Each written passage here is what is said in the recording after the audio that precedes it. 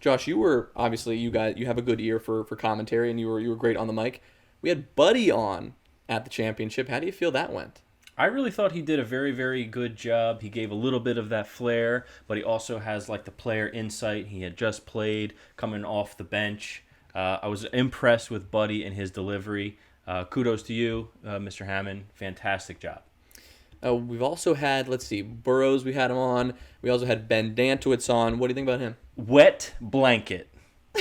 What does that even mean? You know, like when you get out of the shower and you're all dried off and you just have it hanging over you and it's just too much. It's a wet blanket. Get him out of here. You're not good enough to be on the stream with him.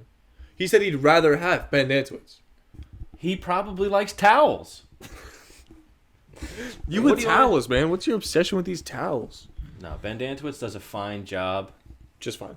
Just fine. Does a fine job. If you are in the mood to tune in and hear a soothing voice that puts you in a nice trance and sends you right to sleep, Ben's your guy. Tell me who you know doing things like the Lemon Boys do it on the way to the top. This is elevator music, matter of fact, this is slap. I ain't even playing hockey. I'ma put it in reverse like Fanaki, cocky. Never we killing these brothers softly, awfully clever. You know you could never stop me, huh? Y'all be driving stick shift, this is auto. You know I'll turn it up, G-Donato. I wanna beat up the beat, you gotta see us to see. Put the whole house on it, you know that Keenan is key. Squad so deep, take a map just to find them all. And you know I'm about to eat like a Ryan Paul. Full top, no rest, crown, I wear it, huh? Big cut, big flex, Mike Garrett. Running game around here, this is natural. And you know I got the touch like a master. We rolling? We're rolling. We're ready. Okay. You're listening to Spiked Lemonade Podcast. We are here with me, that's Bo, the one and only Josh DiDonato, and you've seen him at every single major this year. You've heard him on every single highlight on Spike Ball's YouTube, on their website, on their streams. This guy is the voice of RoundNet. Jonah Zwillinger. Zwillinger? Zwillinger. No, you had it right the first time. All right. I shouldn't have. And what a welcome. Myself. Thank you. Yeah. Thank you. Thanks for coming. Thanks for for coming making the on, bro. commute. And it was just this was such a spontaneous episode. Oh, yeah, what was it, like 3 days ago, I was like, so, the boys, when we getting together? And then all of a sudden, we're here. It's like, when you free? Wednesday? Cool. We're here. there. So we are here currently at a college house in Montclair, New Jersey. This pod has gone so portable. This is definitely the Portable pod. This is the most portable podcast It has. in RoundNet. Yeah. Period. Where have you guys filmed so far? You've been in a hotel at the championship. So hotel at Philly. Mm-hmm. We've been in Ocean City, New Jersey. Yeah. We've been in South Jersey, Bridgeton, New Jersey. Yeah. We've been in the Caribbean. Have you ever filmed in the same they have place done in the multiple Caribbean. times? His house. My house. Okay. In South Jersey. All right, but other than that, you're just all over the place. Other than All that, over we're the all place. over. We've, And this is we've yet to do it at my house. What episode are we on? 16. Now? 16. 16. Awesome. Special number 16. Is it special? It's very special because it's yours. Ah, thank you. You're welcome. Yeah. You're welcome. Yeah. So, Jonah is joining us. Came down from the city, New York City, currently living in Manhattan. Mm-hmm. And we dove into this a little bit pre-pod, but I want to dig a little bit deeper. You're living in Manhattan because right now you are working with the MLB network. Yes. Yes. So How long have you been in this? Because last I heard it was RoundNet, and I know your intro was esports. How does the MLB come into play? So I've been looking for my first professional broadcast industry job, and that's with the MLB. So it was part-time on air stuff, all throughout the last few years, RoundNet and things like that. But MLB had this opening for a very low-level freelance broadcast associate, and jumped on top of that. And right now I've been doing that just since September, so just started out, and so far it's been great. Yeah. As you put together your resume, so to speak, did you hammer in the esports highlights that you've put together? Was part of your resume some RoundNet clips as well? Yeah, so I mean, since it's not an on-air role, it's behind the scenes. They aren't that as interested in the what do I do on air?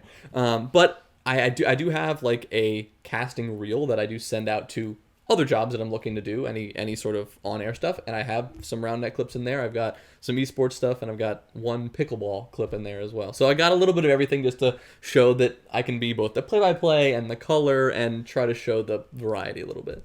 Were you a baseball guy prior to landing this gig? Like not really. Because I didn't. Yeah. I've done a little bit of my research on you, and when you said the MLB, I was just like, I must not have read deep enough. There was nothing about baseball with this guy. No, like I played baseball like everybody does in elementary school, middle school. Followed it loosely, a Nats fan because I was live in DC. Yep. But not really that closely following it. Like I followed the Nats run in the World Series win like 2019, I want to say it was. But now I work in MLB and I'm like, not only do I watch baseball and go through baseball clips for 8 hours a day doing at work, but because of that, I've found myself like it's playoff season. We're in the World Series right now. I've been watching at home too, so definitely engrossed at the moment. Are you still a Nats fan, or are you gonna call yourself one of these New York teams? Because still a Nats fan, but it's hard to. I mean, you can't. It's hard to love a team that hasn't had some success since 2019. But right now, I'm just kind of. I'm enjoying the spectacle of it all. Like the Phillies, I was pulling for the Phillies because their crowd was just so into it and their games were just so electric. Like I wanted them to win, and then they got knocked out. No one saw that coming. And now Diamondbacks Rangers World Series. It's like I'm not really rooting for either team. I want to make exciting clips. Like all I'm doing is I'm making 15 to 30 second clips of the highlights and of different players and all the different plays, and so I just want them to be fun. Yeah. So we talked about briefly esports. Mm-hmm. You did esports before Spikeball. Yes. So a lot of people probably don't know that Jonah has been doing the commentating long before Spikeball. Spikeball wasn't his big break. So how do you get into commentating? Sure. So, well, I will say like doing Spikeball commentary definitely it's a completely different ball game, and maybe not a big break, but it was certainly amazing. A sport and a sport, right? Yeah, right. There's very, very different things, a lot of different things to consider. But I got into commentary, and this is a story that I think a handful of people have heard at this point. But during COVID, during lockdown, all we were doing was just sitting around playing video games with the boys. A great time. One of my friends got way too addicted to this one game. We didn't want to play anymore. He wanted to like have practices and play like the pro players play. Right. And so my friend and I were like, sure, let's just goof off and commentate this game. That could be fun. We did that. I kind of liked it. And so I'm like, wait a minute, what if I did this more? Right. Looked up College Rainbow Six League. Was that the game? Rainbow Six. That was like the COVID game, I feel like. Everybody played Rainbow Six. Yeah, it was a good one. It was a good one. I looked up College Rainbow Six, got in touch with the people who ran that league, and they were like, yeah, we're looking for volunteers. And I was like, sure, count me in.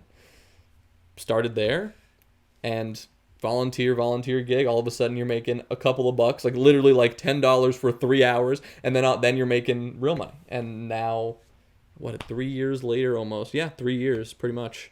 Do you still commentate any Rainbow Six? I do. So the only esport I commentate is Rainbow Six. Cool. And I worked my way up from the collegiate unpaid level to now getting paid to do professional, international Rainbow Six. I'm not like, the top of the top talent. Maybe I'm like in the top 15 instead of the top 10. Right.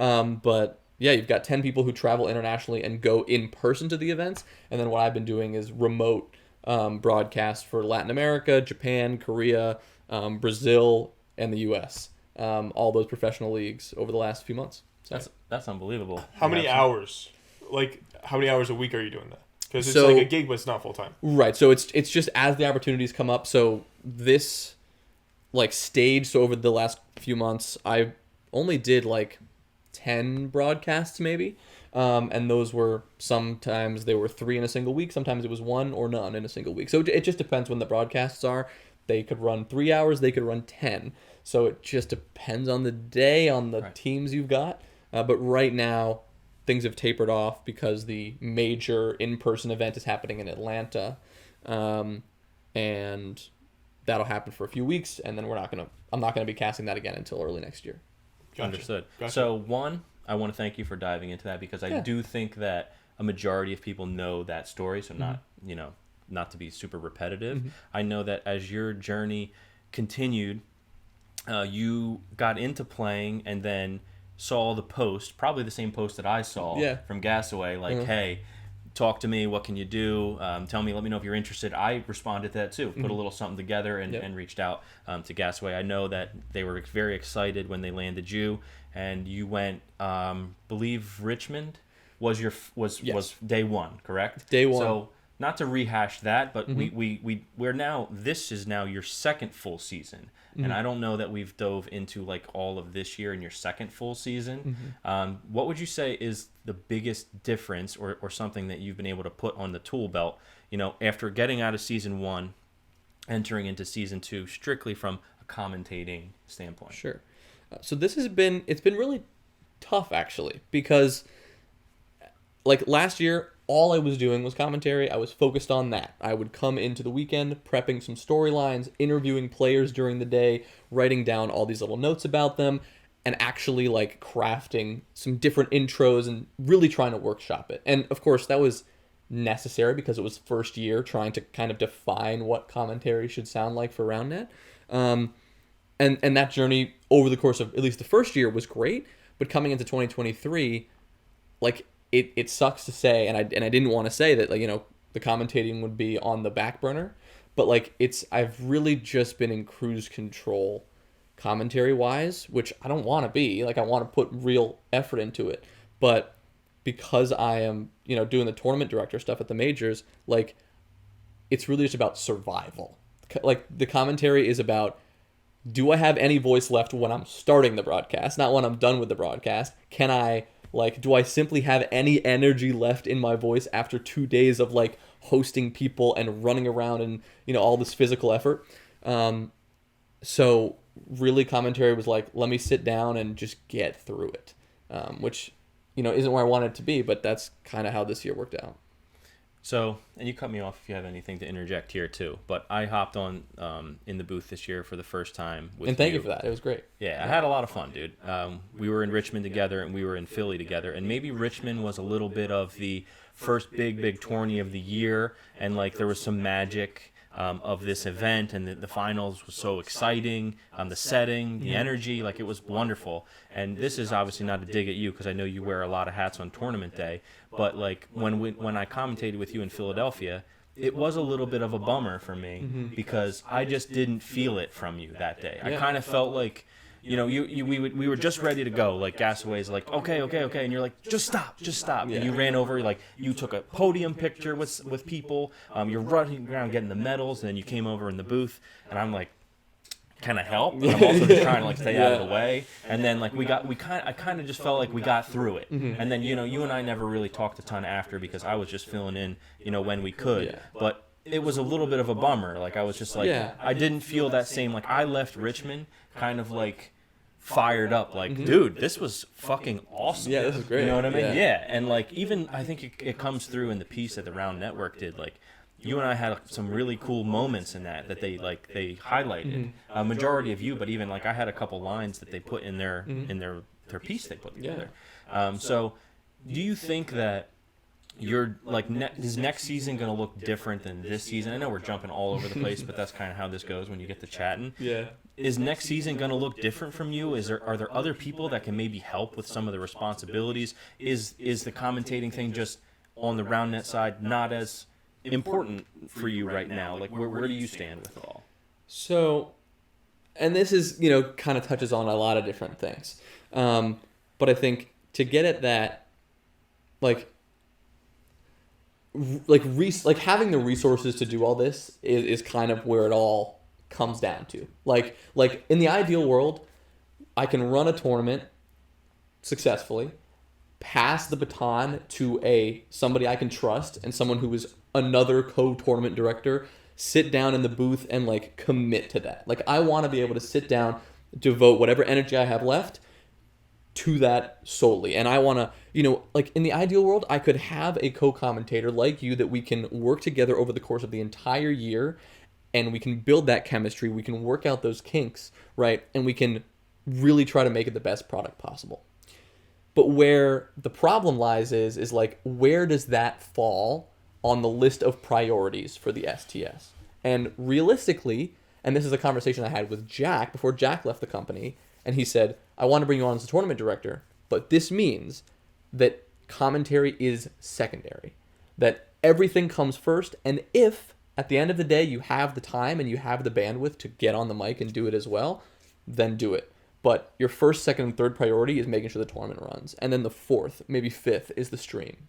So from a logistics perspective, right, where all the resources are going, it's like the stream is that last thing that I'm thinking about, right? I let Andrew set it up. He does his thing, and we get the stream up and running during the day. But when it comes down to me in that position, right, you saw the chaos that it kind of can be, because I am literally like on the mic.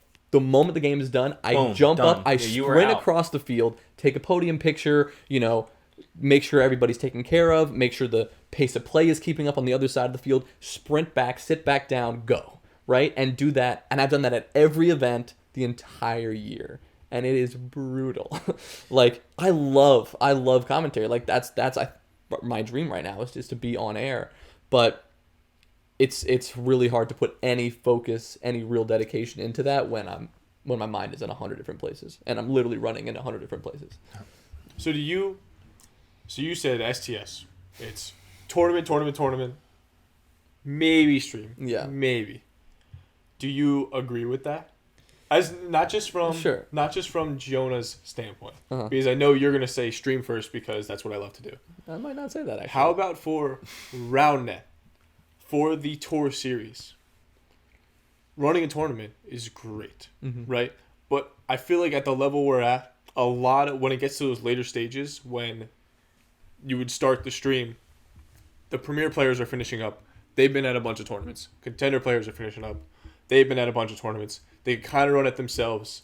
They'll come to you at the end saying, here's our podium. This is it. All the new guys probably left by then. So do you think that getting that stream up at a professional stream level is just as important? Because that's what everybody on the outside sees. That's how we get newcomers. Because these people that are already at the tournament have probably been to a bunch before and are probably going to come to a bunch after. Sure. So I think I would love to say that, yes, the stream is the most important thing because it brings in new people. But let's ask the question, who is watching around that stream? Who is watching Spikeball on YouTube during an event, right? And I don't know the numbers off the top of my head, but your average event is going to get between 50 and 200 people watching. Those are all diehards, like the people talking in the Discord, right? You're not bringing in new viewers with a Spikeball YouTube live stream. Now, are you bringing in viewers with a amazing documentary that goes on ESPN that's like Netflix documentary level produced? Probably.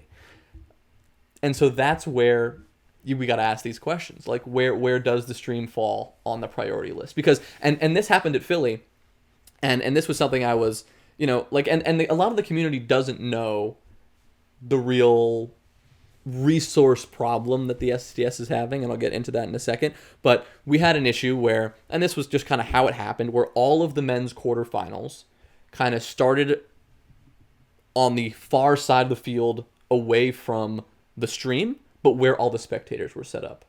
And all four were going on, and they were electric. I mean, they were so series. Fun to watch. We had Rogue Kingdom Come. We before that we had Rogue Fall Damage. Yes, and that was also great, right? And so everything was happening on that side of the field.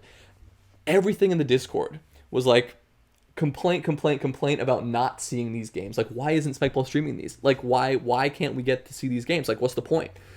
And I'm like, if you want to watch RoundNet, come to the tournament, dude. Like, realistically, at best, we're only going to get 1 or 2 games on stream at any given time. And if you want a quad box that you can barely see each match, and maybe that's another topic for another time. But, like, realistically, like, RoundNet is not in a place, and the STS is not in a place where getting all of these match featured is possible. So, one other thing is, like, a general community complaint is like why aren't they doing X? This is a stupid obvious idea. And I look at that and I go, I agree. We should be doing that. Like, that's an amazing thing that we should be doing. how easy would that be to implement? It only takes maybe a body or two and a little bit of money. But whatever we ran this year and however successful the tournament was, and I'm interested in kind of how you guys think the overall year went. Whether that we kind of maintained the quality, we went up or went down. Like, the STS has less funding this year than it did last year. And the STS is going to have, I'm not sure, I anticipate less funding next year than it did this year. Interesting. We all want to grow the sport, but the STS is getting less money to do it, and Spikeball is laying off employees left and right. Like, financially, the sport's in trouble. And so... Is the sport in trouble or is Spikeball in trouble?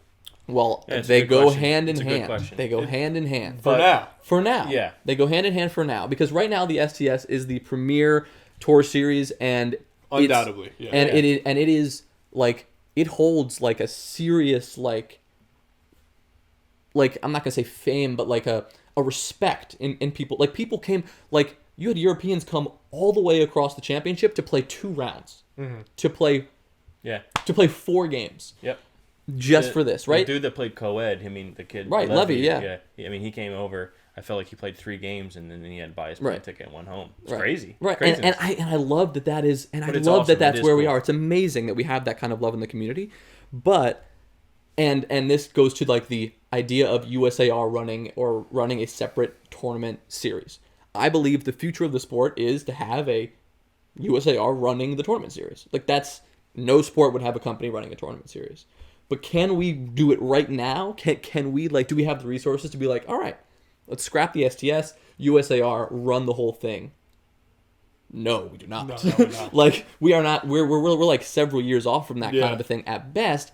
And the STS is in a position where we have an established point system, a lot to play for. There's some money on the line. There's Spikeball as a brand is extremely well known. Yeah. So the STS, I think, even though people kind of bash the concept of like a company running the tour series, I think it is vital to exist. Like, in the state it exists right now, because of the where we are in the sport. I would agree. I think that was very well put. Like, when you really think about it, it is the way it is. Like, they kind of have this monopoly over the tour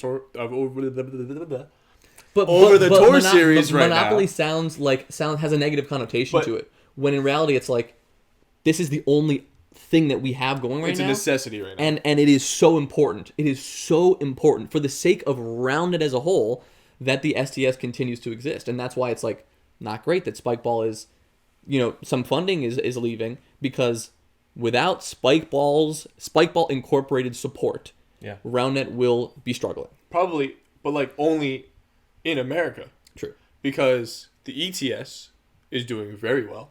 Mm-hmm. They're getting all these people out. Their funding is I don't know. I don't really follow it too much, but their funding is probably pretty good because they have all these people coming out. Yeah, we'd be speculating, but yeah, well, we no, are. I got But no they idea. they look like they're thriving over there. I would say they're running like it's a lot more like it's all volunteer. It is. Would be my guess, Yeah. right? It's gotta it be. looks that way. right, and you're existing on the system that Spikeball existed on a couple years ago, where it's just like summer camp vibes, where you're just Yeah. relying on the goodwill of people to put the blood, sweat, and tears in for free. Yeah, And that's lovely, but it's not sustainable. Yeah. So I mean, and yes, I'm sure that they're doing great, and it's like we brought over so many, like the podium tunnel and some of the energy that I tried to harness this year, and I think in some cases successfully. Like, that's all Europe. That like we're trying to bring some of those ideas over because they are doing such an amazing job. Yeah, they are. I mean, you go ahead. Yeah. No, I was going to pivot a little bit. Do you have anything else you want to touch on specific to the tour series? Well, I mean, you heard it here first. Jonah said that the ETS is going to go downhill in a few years because that's just the way it's going to go. ETS, no. That's what you Yes. said. That's what happened to Spikeball. Now Spikeball's going downhill. So But Spikeball, all like, love to everybody. like I want obviously Spikeball and the STS to do so well, and I want to be involved with it next year. I don't know what capacity I'll be involved in at this point, but like, Skylar Bowles Sure. was at a couple of our events this year, and everybody knows him. He's like the Spike. He is Spikeball. Skyler. Spikeball Skylar, and he's been with the company for Since Shark Tank. 10, that's for sure. 10 years. 10 Yeah. years, I think. Like an amazing guy, and was the sole reason that a couple of our tournaments, like actually took place. took place.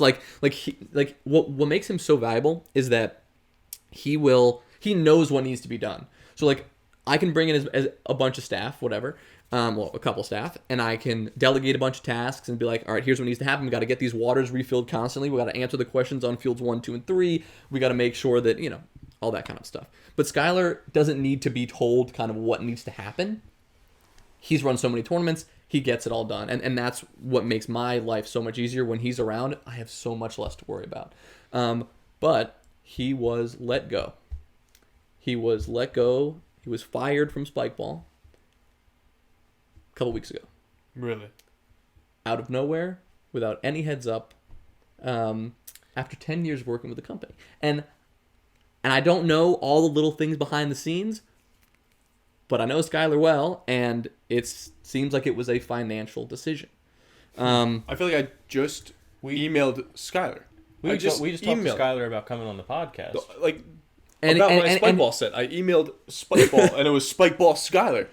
And that was just the other... I feel like it was probably a couple weeks ago. Well, right. But that's when it happened. And like, wow. And I don't know, and I don't want to get into anything too, company info there, but like, yeah, we talk, and he told me he was let go, and I'm still in shock. It's like this guy who he was running the PE, like he develops the PE curriculum. He teaches PE teachers how to teach Spikeball and build that into a curriculum. I don't know what that program is going to look like, or if they're just discontinuing that. I have no idea. And he was director of play, so he was technically in charge of the STS, but like he was a little hands off. He was kind of just helping out. But yeah, I don't know what the world looks like. I don't know what the ecosystem, what STS looks like, how it operates. I have no idea what the world is going to look like next year. Minus Skylar. Without Skylar. That's crazy. Yeah. Interesting. Breaking news here, because I didn't know yeah, that that's... no one knows that, really. Yeah. With you and, the many things that you've done with the STS in hand this year, it's only fair, I wanted to touch a little bit about the Discord and stuff. Sure. So, yes, we had Tripp on the podcast. We've had some back and forth with Mr. Tripp. Hold on, let me just take a peek at this. Yes, so when I got in, and I went in to use the restroom before we started the podcast, Jonah actually took my phone and deleted all my notes on this topic. He's in a bit of a deleting mood this week. Wow, I like it. I like it. So I just wanted to talk to you. Not that I was really... there is a funny story. I wasn't really tight about you deleting the messages because, sure. I understood that it wasn't the place. It really is. There's a separate area that should just be for videos, links to podcasts, informational stuff. It's like, it wasn't the place. But I did think that the conversation was not, it wasn't a toxic level. It wasn't deletable. Yeah. Yeah. Maybe movable, but it was not deletable. I can't move them. I can't just move a message. Yeah. To a thread. So you did, which I did. On. Well, I did that, after deleting all of them. We're right. And so let me kind of explain my take on specifically that situation. Sure. And again, my role existence in the Discord is just as like a community member that like Matt and Fred, when they were like help, they were like, you want to help out? I was like, sure. And with that topic specifically, Philly, like the Discord is meant to be a place where discussion about the sport can occur, and it's important that place can have the occasional difficult conversation, but it's also a space that people feel like they can participate in and are welcomed in. And the community as a whole, like that's a Spikeball brand goal. It's just like everyone wants to be included. Like we all want to have a good time here. And the Philly major thing, has always been exclusively an attack on Allie Janke and discrediting the effort of Sarah and Gabe, right? And yes, there is a conversation to be had about the integrity of the sport. If you want to talk like competitive integrity, you want to talk what procedures the STS does or doesn't have in place, great conversation to have, and I would encourage that. But what's not okay is like repeatedly bashing somebody, especially when you have very little evidence, and that's another conversation. But like just at all, like just continuing to go after Allie like that for these like very tiny little things. Like he sent me his report a while back. Couple pages. I don't know if you saw it, but couple of By the pages. same email you got. Couple of pages, time-stamped descriptions of every little thing, hyper-analyzing Allie's body language, what she's doing. It's creepy, it's disgusting, and hey, it's high effort, and you put in the work, great. But it is not a great look for Trip, and a really bad look for this community to approach that way. Yeah, the Discord is not a place where people should be able to just openly slander someone's name, discredit other people, and that's what this conversation does. Especially because it is so far from the world we live in. It's so far from reality. And I guess to the evidence part, get into this specifically. Whatever you glean from the Philly, footage. If you think, oh, she's not playing her best, I agree. Oh, maybe she's not giving 100% effort. Like, to accuse someone of match fixing and throwing intentionally is a completely different ball game. Yes. And that's where things get extremely problematic. It's like the reason, like, of course, like a team like Subtle would not be putting their body on the line on every play. A team that is already locked in Pro Division. A team that is playing against their friends, so they're probably chatting and have a good time, like so many people in the community do, like when you're playing a game. Like, that's why, like, in NFL and NBA games, when somebody has something to play for, like when they've come off a bad season or a bad performance, or there's doubters in the community, right? When you can get somebody fired up, like, people play better. People improve their performance when they have something to play for. They didn't have anything to play for. And maybe they weren't giving it 110% like you would expect. But what's the expectation that they need to do that every single time? It's like, oh, so you better be putting in 100% effort, otherwise we are going to kick you out. Otherwise, if you're not, like, bloody and, like, dead after this game, which you are already after 12 hours of play in the hot Philly sun, it's like, if you're not dying, that wasn't enough. You gotta be doing more. And obviously that's a bit of an extreme, approach, but, like, the whole thing is crazy to me how specific it gets. He even brought up, like, they didn't take a timeout after 8 breaks in a row from Gabe. They're throwing, and I was like, okay, fair point. I went back in the VOD, Golden Hour versus Fred and Katie. Will aced him like 15 times, but they were 9 points in a row. Fred and Katie had a timeout. Oh, but they didn't use it. Gotta be throwing. They gotta be throwing. That's a point. That's a good point. No. They must have thrown the match. Evidence. We gotta take that. There's corruption at the highest level, guys. Evidence. It's corruption everywhere. Katie didn't take a timeout. She must be throwing the match. Wants Golden Hour to win everything. And obviously, I know that's not true. I'm not an insane person. But those are the kind of things that we can, like, equate it to. It's like, really? You're gonna say that when your daughter did this? Like, ugh. Yeah, it becomes too, there's not enough concrete evidence. I mean, we had Trip on the pod because the biggest thing for me, for even getting Trip on the pod, was wanting to know more about what the heck happened with K2. Yeah, of course. And why we really never even discussed it anymore. Was there any like malpractice? Was something funny going on? Was it just a clash of personalities, beliefs, and that kind of thing? So, and then I told him, like, yeah, well, let's come on and talk about that. Yeah. But then let's also talk about you and Katie and your journey. And, like, Philly Gate, as we've called it, is like the one thing where, like, even when he and I had discussions, bro, he was like, but we have to get around to this. Like, he was, if I told him, you come, we'll do K2 and we'll do your journey, we'll leave Philly Gate out, I bet you he would have said, I'm not sure. Right. Yeah. He really wanted to get to it. And we were kind of the least interested in it. I mean, especially we're close with Gabe.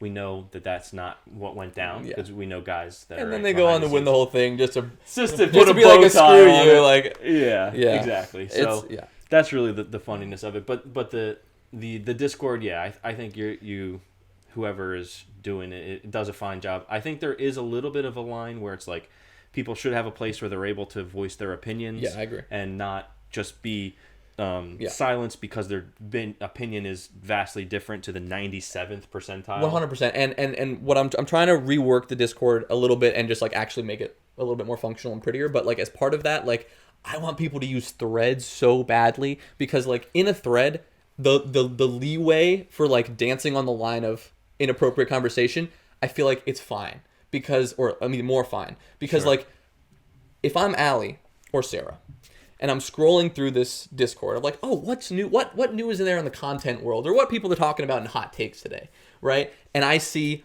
oh look, it's Trip like launching insane accusations again. You gotta feel so shitty. Like, and it doesn't, and if other people are partaking, and even people that you know are good people are like, actually, let me entertain that idea for a second. Let's all group up and go through the evidence here. Seemingly innocuous, but like, how brutal is that to be Allie, right? Like, God, that's gotta suck. Like, to walk into a place where you want to feel free to have this discussion, and then again, 3 months later to have these ridiculous things kind of lobbed at your head, right? So that's kind of my approach to it. But in a thread, like if people just like start a thread, I want to talk about like start a thread, crazy STS corruption, right?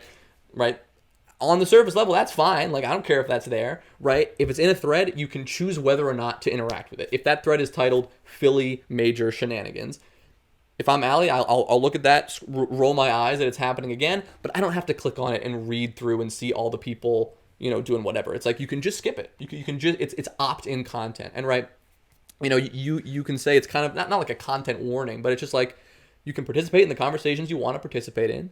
And because Discord in the format that it is, it's like it's much easier to also see what's been talked about. You don't have to like scroll through hundreds and hundreds of messages about college football to go like, oh, here's what I want to listen to, right? And so I think people should use that more.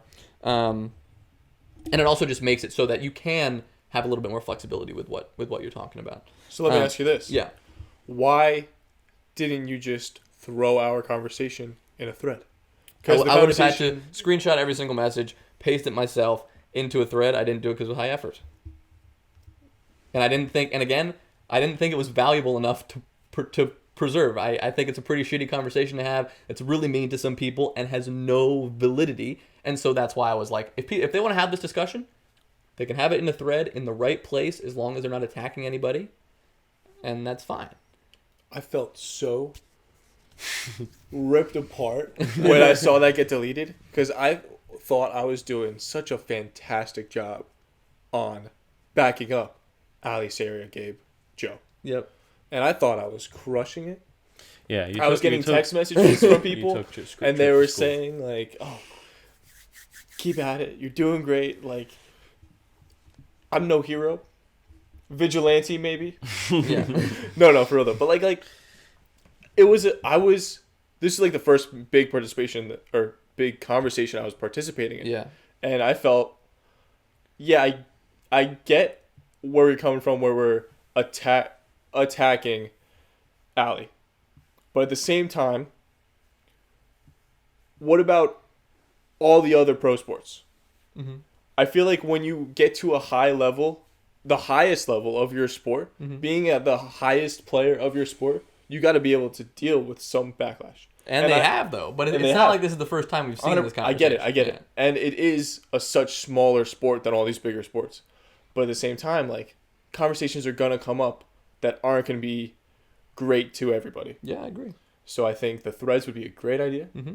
I think policing needs to come down a little bit, personally, for the Discord. Yeah. But the first messages that have been deleted in maybe. It has been a while. It has been a while. Yeah. But yeah.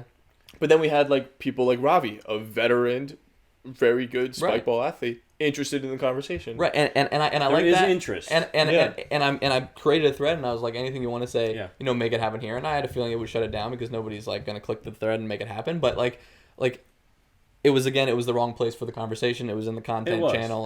And then immediately after, people are posting a bunch of content and good. But we're back on track. But like I do think the rules of the Discord, like making it clear that the conversation needs to happen in the right place, like making it clear that you can't attack people for X, Y, and Z. Like the only other like deletion that happened somewhat recently was right on the day before the championship. Tripp made fun of Henry for having his pronouns in his nickname on Discord. Like, what the fuck are we doing here, people? This is 2023. If you want to put your pronouns in your name, come on, right? Yeah. And that's not okay, right? So time trip out for 24 hours, deleted the message, and I was like, listen, this is absolutely unacceptable for any community anywhere. Like, to bash somebody for just displaying their he, him pronouns. Dude. Yeah. And like on Trip in general, because I know I've been a little bit harsh now, but like, and this might be a hot take, I think he has an extremely positive contribution to this community. In some ways. I think there's a lot of things that don't go well, and he approaches it disastrously. But he is very vocal about keeping Spikeball accountable. The most vocal person. And we heard about it. And that's a very important role. Yeah. Like, I message Trip, like, we DM occasionally about whatever issues going on. Almost always keeping it to something that's, not like controversial. Usually like the women's division is not getting enough attention, or, I think this is how this should go. And like, I hear him out, I hear those opinions, and I value that feedback, right? I don't value the way he approaches a lot of things and then the toxicity, but like, he does have a role that he fulfills well, that is vital, and that like, you could ban him from all Spikeball events in history. And frankly, Spikeball probably should, because he physically threatened to beat somebody up in an event. To me, that is you don't get to come back, buddy. That's another conversation. But it's like, I do think he does have an important voice that deserves to be heard. Maybe not for 4 hours on a podcast, but it deserves to be heard. 5. It was 5 pushing 6. All right, buddy. Yeah, deserves to be heard. Well, yeah, they made the trek, and we wanted to, make use of the time of course. that we had. And I know it's all silly and everything. And I had fun. Yeah, it was cool. I will say, it's great content. It's great content. It's great content. Yeah, I had a lot of fun. But there are some things that it's like, I loved about the podcast is that you did get to hear these opinions and some of the things you might not normally hear, you got to hear, but it also like gave more validity than it should have to some of the ridiculous things that he has to say, right? About the whole Philly thing, or about the whole K2 thing. Like, at the end of the day, it's kind of irrelevant, but yeah. Yeah, and that's why I think there was some beauty in it. It's like, it's just, I didn't even want to dive into the Discord conversation at all, but I kind of felt like at some point in time I kind of had to, because I posted the whole thing about it. But yeah, it was just like, I felt like the podcast stood alone. Like, that's what it was. If you felt like that was something that interests you, or you wanted to hear a little bit more about it, you could go listen. Yeah. If you thought it was complete fucking horseshit, you just said, I'm not listening to that. Right. And then that's what it was. But yeah, that's we want to have he and I an episode where we kind of go in and rehash some things, or maybe even just talk like off air, and we never really did we didn't really digest it and then respond and react to each other. But another time for another day. You have the next one? So I was thinking, we could either do, and I'm going to let this up to you guys. We can either do, because I was talking to Jonah a little bit before, and he's a big voice guy, sure, but not necessarily a big sports guy. Interesting. Okay. So I had an idea of either bringing on some of the most famous sports broadcasting lines in history, and then have you guys compete to see guessing who can get it first. Like, get it as in who said the line? Who said it, or like what game it was. I'm not going to be good at that. Okay. Yeah. So with that, then I think what we're going to pivot over to, if you guys are okay with that, I posted on the story, getting people to comment, like, ask the questions. What do you want to hear us talk about? Yeah. Okay. Not knowing that you were going to be on. Sure, yeah. No, that'd be fun. Having you here to help voice some of these, I think, is even better. Cool. Right? Let's do it. So we can start with...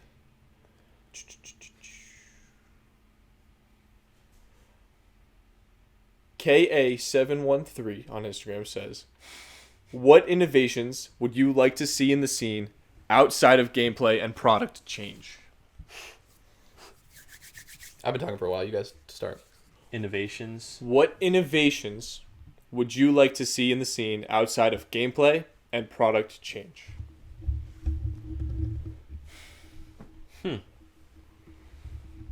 That's a lot of it. Gameplay and product changes, like the two biggest Outside things. of Right. The gameplay, other one is like gameplay, content, but we've got Yeah, that product, around network right now. Content, we're working in the right direction. I mean, we touched on it a little bit. I would say stream would be the next one, like a live broadcast of the sport, and more than just the semis and the finals.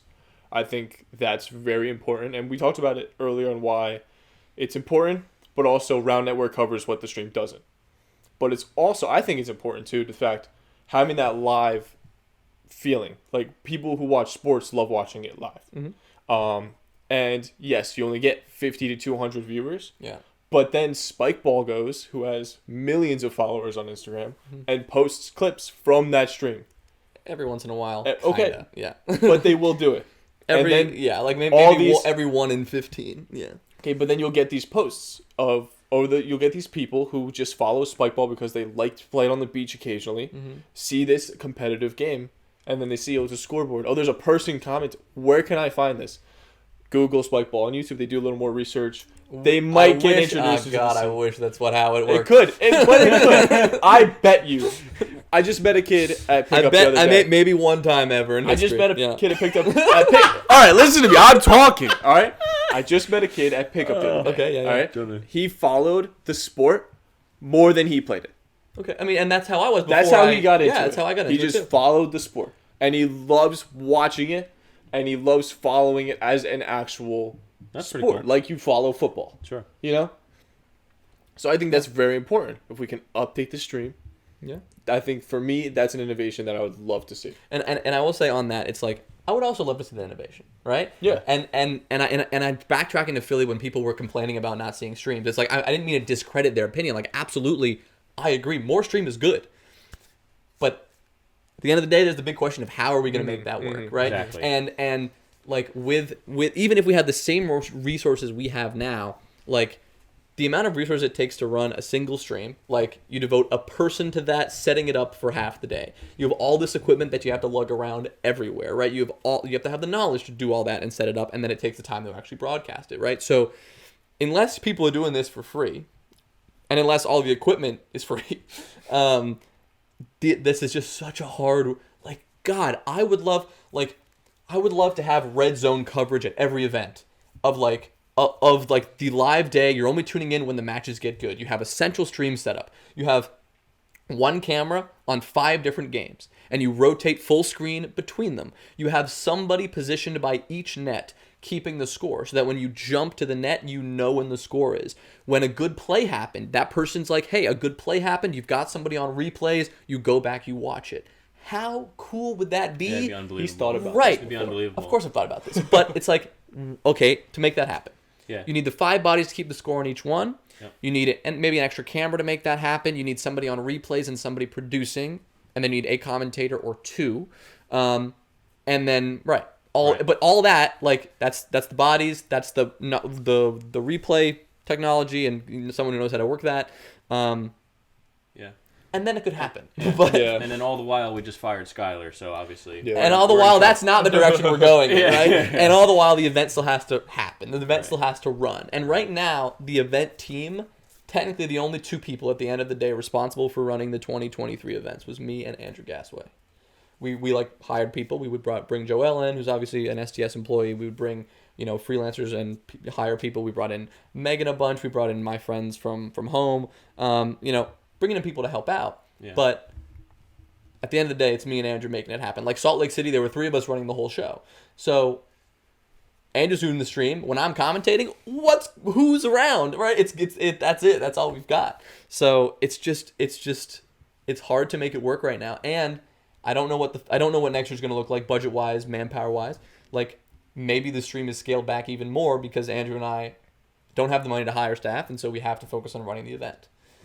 I don't think that's going to happen, but it could, right? Sure. Because I don't know what Spikeball's priorities are for the sport itself. Like, at the end of the day, the sport is a marketing tool for the company, right? Like, Yeah, like it feels they're- that way. right? And so and that's what, like, at least for esports, like, game publishers put all this funding into the esport to get people to spend money on the game and to get sponsors in, yes, but like, that's a long process, and we've got some sponsors at Spike Ball. I don't know how much they contribute, and I don't know what percent. I don't know if we're in the green. I don't know if we're in the red. Like I literally have no idea, like budgetarily what that looks like. But God, yeah, I would love like Red Zone. Mwah. Yeah, All right. it'd be So we unbelievable. need innovations. Stream. We need Red Zone or Spike Zone. Spike Zone. Yeah. Spike Ring. Spike Ring. I don't know. I love the idea of the calling it the ring. Like you're stepping in the ring for Spike. Oh, Yeah, I just that like is that cool. idea. That is cool. I'm trying too hard though. What innovation would you like to see? Dude, I don't know innovation wise. Personnel wise, though, I'm kind of drawing a blank, so I'm going to just kind of pivot. But personnel wise, I'd love to find a way we can get more women involved in the game in 2024. Of course, dude. And there has to be there's women, like, it just has to be possible. Like, I don't get how Europe's beaten us to the punch so badly. Like, it's almost to the point where it's like embarrassing. But that would be the biggest thing, like trying to pull more women in. Yeah. So it's a little bit innovative. Yeah, definitely.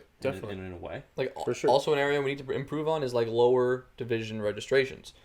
Advanced used to drive, my understanding, wasn't there for it.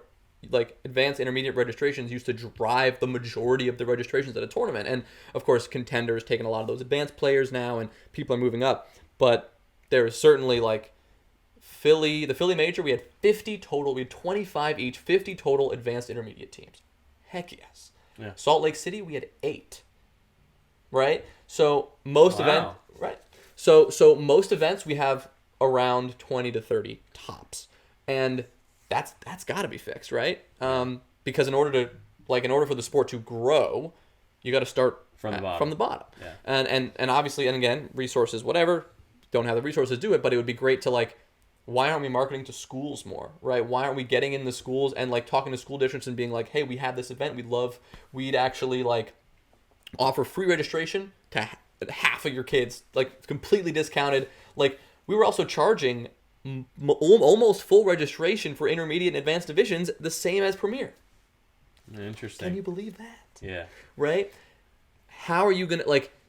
I have a hard enough time as a Contender player spending the money. I don't spend $100 to go to a tournament. Obviously, I do, but like, like an intermediate player going, "Hey, mom, can I do this?"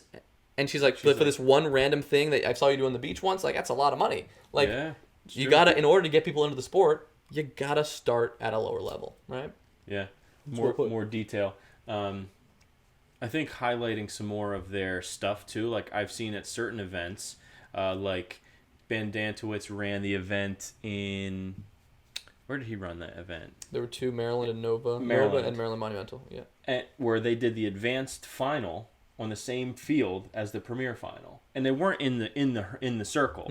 We But did you that were at at the least on the right, field. We did that at the Philly Major as well. That was the most successful we've been at condensing. We didn't do it very well at other events, but like Philly Major, we got everything to that one field, and it felt so good. It was a little crowded because there were a lot of spectators, but it was really, really cool. Like is cool. The advanced players were having insane rallies. I've gotten them both to quickly move up to Contender, but they were having insane rallies in like the final, and right in the middle of all the action. It was really cool. That is cool. And I think that it helps because I remember getting into the game myself and feeling like the deeper I went into this tournament, the less people gave a damn. And I was just standing here like playing whatever levels and like everyone's off in the distance. And now because there's only 6 teams, 8 teams left, there's literally just 4 of us standing here. And it's just like, this sucks. Yeah, it's really hard. It's really hard you want to capture that energy for all of the divisions. And, because the Contender finals are often really exciting, but kind of getting ignored other than like the friends of those Contender players, right?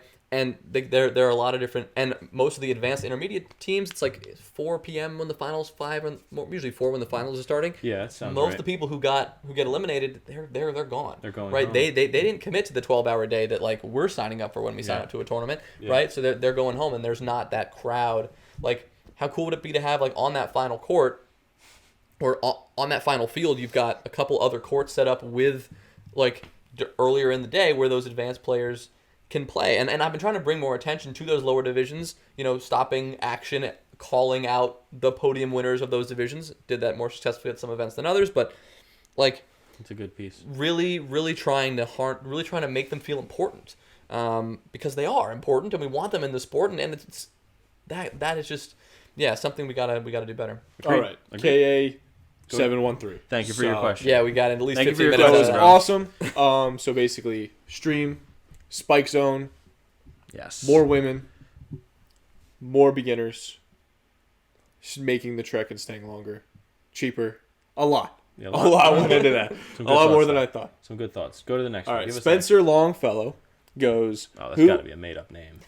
You don't know Spencer? You don't know it's a Mr. real guy. Longfellow? Yeah, it's a real person. Oh. Okay, who are the top 5 villains in RoundNet? Ooh, okay. Is my first thing is the villain Mr. Luskus still a villain? Nah. I think this year he pretty. turned. I like Noah. I like Noah as a guy. I love Noah. I I mean, think- but most people are lovable. But like on the court, we want to know who are the villains out there on the field. Are we? I think an obvious. Oh, I'm sorry, I'm cutting you No, off. go for ahead. it, go for I it. think an obvious villain is Will Pacone. No, it's number Right, one. I think in Will my Pacone opinion. gets more hate than anybody. It's Pacone actually. Pacone. Yeah, I thought it was Pine Coney. Is it Pacone? Pacone. Yeah. It really is. It really is Pacone. I think he's actually pronounced his last name incorrectly, but let's save that for. Oh, another his whole day. life. Okay, Yeah, okay. okay. Or Next. maybe like he says Pacone or he says Pacone. I don't know, but I think it's He- Pacone. it's- It feels like it should be Pacone, but I talked to them once and it was like it's Pacone. And I was He like, oh. announces them when they play. It's definitely Pacone. Well, right. I used to say Did I? Pacone, but then I was corrected. Yeah. Bye. Him, Not he Will. himself. I don't think it was him himself. It was like somebody who checked with him and then told me. Gotcha. Okay, Gotcha. understood. Well, knows? apologies. Yeah. Will P. He, I'd say, is a very easy choice. He's A got lot better this year, though. I will say a lot better this year than Like last. in terms of less of a like villainy. less call-y and villainy. Yes, I would say so. I played him this year, and I didn't see a lot of it. I don't play personally- anybody, so personally, you would have to tell me. but, Like everyone yeah. I interact with, I love them all. So Even watching them, it wasn't So as who else? much villain as. Would you tie in Raul with him because they kind of were the bad boys together?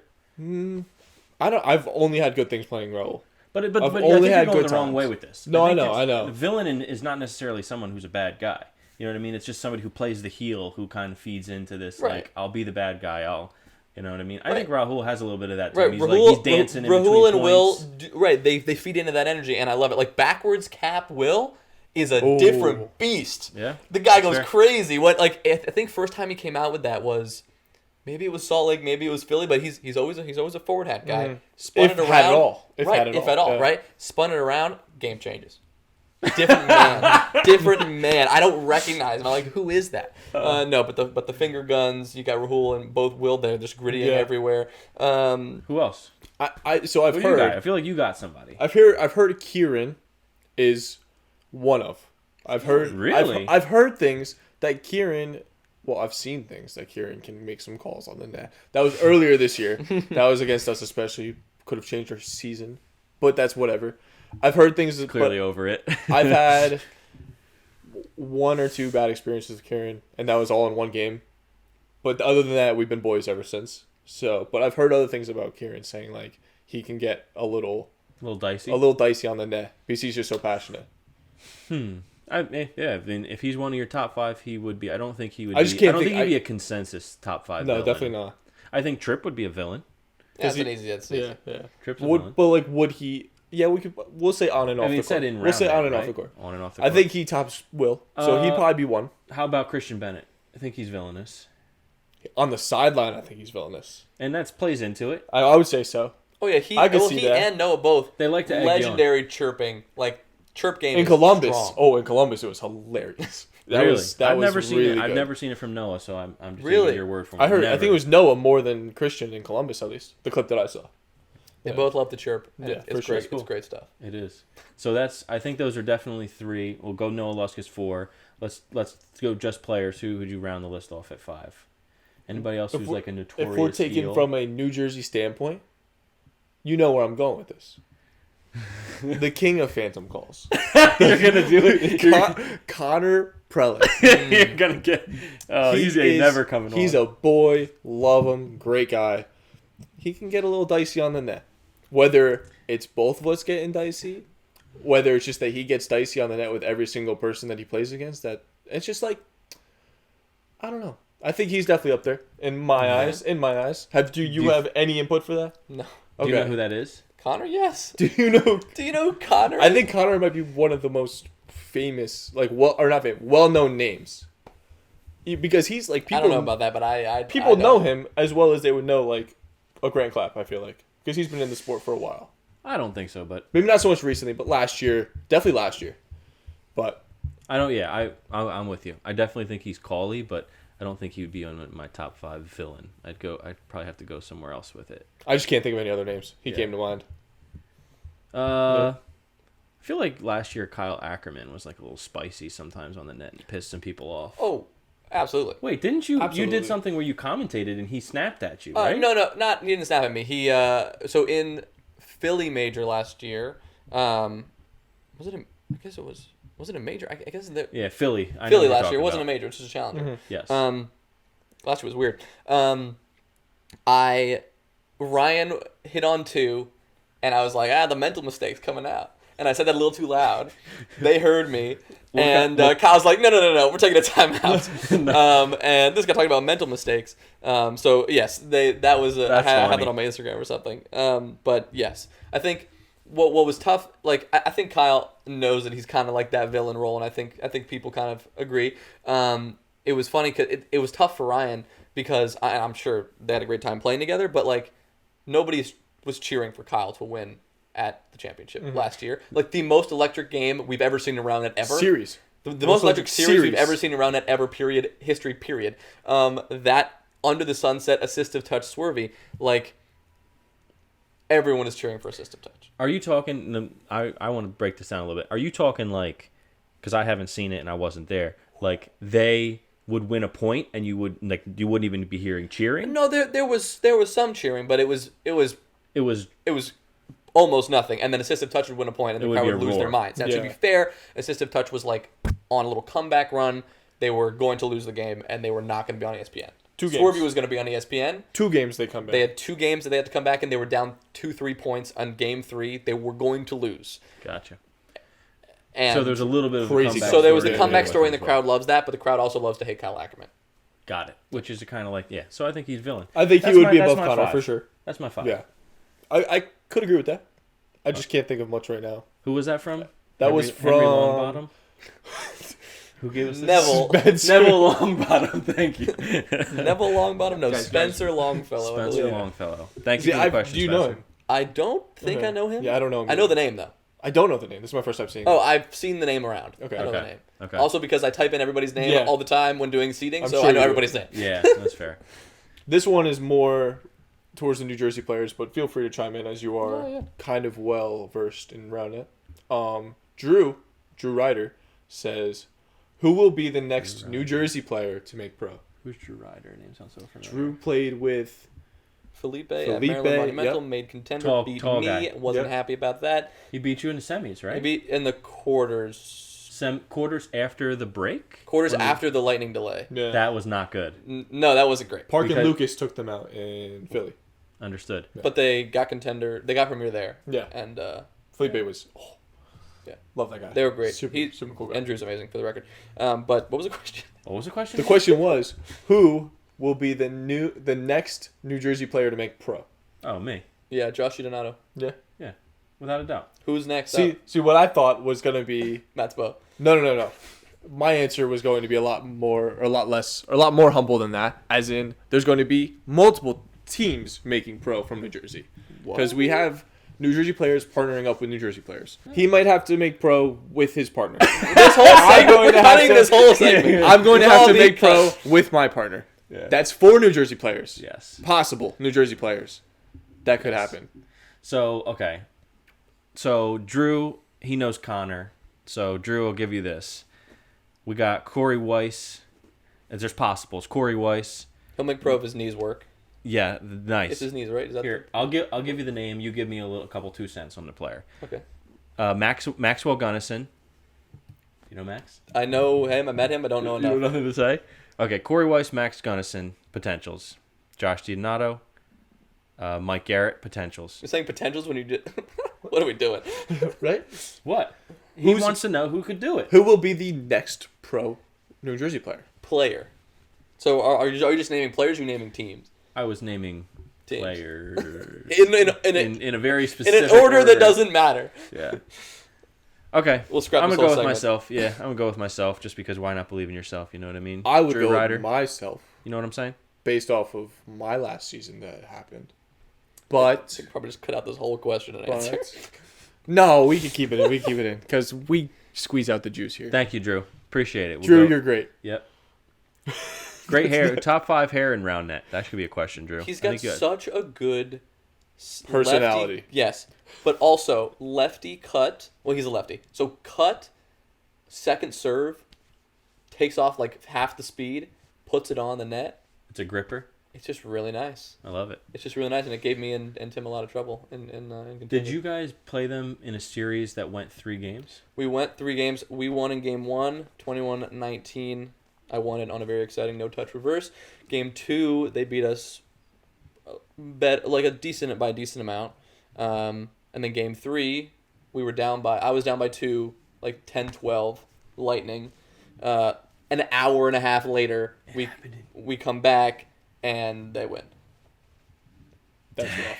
They were Gotta gonna win. thank the They Lightning. were gonna win the whole time. Like Yeah. they were the better team. They were the better team. They were the better team. I But was stuff serving. happens. I was serving, but they were the better team. But shit happens. Oh yeah. But That they sucks, they, though. they deserve to be That premier sucks. more than we did. Gotcha. So the outcome was correct. Gotcha. The Lightning sucked, but the outcome was correct. Well, that's funny you mentioned that too, because one of our Lemon lads came up to me like at the lunch break, and he goes, guess what? Like, what's up? He goes, I played Jonah. How'd it go?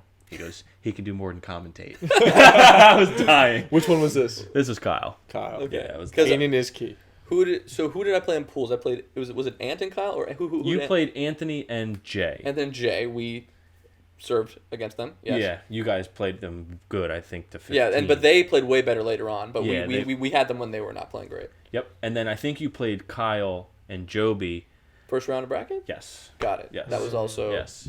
I And was you guys, just you said serving, you were serving well. Yeah. You said cut and reverse, both in the bag. Yes, both in the bag. Did you get Premier this year? No. Well, I only Or played. you only went. I played two events. I played one. Did I play 2? Yeah, I played once at Nova with Rafaela Bastos. Yeah. A lot of fun, but we weren't like expecting to make a run. But it was a lot of fun. We got out in the round of 32, very close 3-game series that went to extras, and then played again in Maryland. So Maryland. didn't. Yeah. Gotcha. Drew, thank you for the question. We have a few more. We do. This Okay. one, I like this one. Okay. Reveal Round Net says, what do you think will be the breakout skill of 2024? He gave an example of AT's defense in 2022 being very the breakout skill, I would say. Yeah. I'm gonna And say this. then, Everyone is going to try to be like Ryan Marino next year. so Talking he about actually ambidextrous so serving. I'm talking about every part of his game. this is what he said. He said rogue hitting of 23. Ryan, I would say his serving was more of a breakout skill. in 2023. his serving was what caught people's attention. right. But like, I just love to watch the guy play, dude. Yeah. It's so fun to watch him play. Like he sets the ball. When he sets the ball's almost touching the ground. It feels like every single time. Yeah. He like waits for it to get so low. He's got so much patience, so much finesse. I get that the result wasn't great and they didn't play amazing at the championship, but like, he was definitely the. I just loved watching him, and I just want to be like Ryan. Is that okay to say? Yeah. I think Like- it is. I think It it is. I've said it before. I'll say it again. I think he's got the best close net defense ever I've ever seen. Have you like? What do you if mean you close were net defense? Like, like you mean body? no. Like on drops, he'll be across the net. You could drop it across the net from him. He'll get around and he'll get a touch on that. Understood. He's so Okay. quick around the net on more finessey hits. Yeah. I've never seen a player defend a finessey hit more like so well. And And- that's something yeah. that I watch him to see what he does to see if I can do better in that aspect. Right. Yeah. And like the finessey shots, the ones that they just squeeze he past said, you. and this is something that Albert Tong, Round Network, said to me about Ryan Marino, that like he is the only professional round net player. Which, it maybe is a little bit of a hot take because you're ignoring some other people's grind. But like was the only person who like truly dedicated 9 to 5, like for months, to the sport. And the jump that he made is indicative like of how well that worked for him. And like somebody who like they're not, and I don't know, but like exactly how his weekends go, but like someone who is like not partying, who's focused the night before every time on getting the job done and how to best prepare day of to do the best. And I don't know if that's true or not, but that's the vibe you get, right? Yeah. He doesn't work. Right, like I feel like he Well, just he's graduated. a student? No, he doesn't work. I don't think he does school anymore. I feel like he just graduated and is using this time And to he's grind. been Grind. making his way playing spike ball. Right now. Winning these tournaments, getting the money from winning these tournaments, using that money to fund his next travel, Yeah. and that's making profit from the sport. Probably the best way. As long as It's like his only Right. income. Right, I mean, yeah. that's truly a professional. So is that truly true? a professional Is player. that true? He's not doing anything else right now. I believe so. I can double check with Okay, him right. before I post this. Yeah. But I believe that's all he's doing. Or during the season, he wasn't working. Yeah, It and was and just- that's like, Yeah, that's and I'm not fantastic. saying that's what you need to be a professional round net player, but like if we're being real, like the top 10, right? How many of those guys are still grinding? How many of those girls are still grinding? Like, are the Yeah. are twins going out and practicing serving all the time and doing pickup sessions and stuff? Like, even though that's what I may have said without knowing better in 2022 when I was on the mic, like they're grinding, they're putting in the work, and they're just better. The truth is, these top players, they're at the top because they put in the work already. Sure. And now they're coasting, Yeah. right? And that's not true for everybody, but like for Sure. some people, and I don't think they're not hiding the fact. No. But like Fred's playing poker, he's not playing spike ball. Right. Like, so like that's where their focus is, and that's like, yes, they're pros because in the pro division they make money from the sport, but are they truly all in? Yeah. You know who else, we kind of end up being kind of ride or dies for the people that we are with, but you know who else is like that too? Bozak. Yeah. I talked to Blakey after the podcast a little bit, just like as a recap, and he texted me and he was just like, my off season started today, and it was like Monday. Put in the work. After the thing, Yeah. and I was just like, "You're a sick bastard." Yeah. But it is. So I think there are people out there like that, but I think that they're limited. I completely forget our question. I don't know if it had to do with professionalism, off-season grind. It was just what you think the The next next innovation is next breakout innovation. skill. Okay. breakout skill. So, breakout like- skill. Oh, good one. I feel like everything is still growing so well.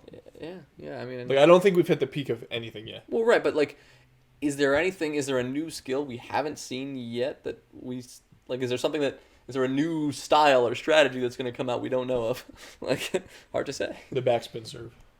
That's not going anywhere. Yeah, I don't know. No, I don't know. that's a tough one. I mean, Well, you got me on a freaking. It is a tough one. I can don't we wanna- hit lower? Huh? Can we hit lower than that? where we're hitting right now? Like, wait longer? No, like ankle height. Like the Oh, like ball's keep the coming ball off the lower. net at I don't ankle believe height. so. I don't believe Okay. so. More So you- powerful, maybe. Not with the mammoth. Maybe. No, but Mammoth's not gonna be 24. Right.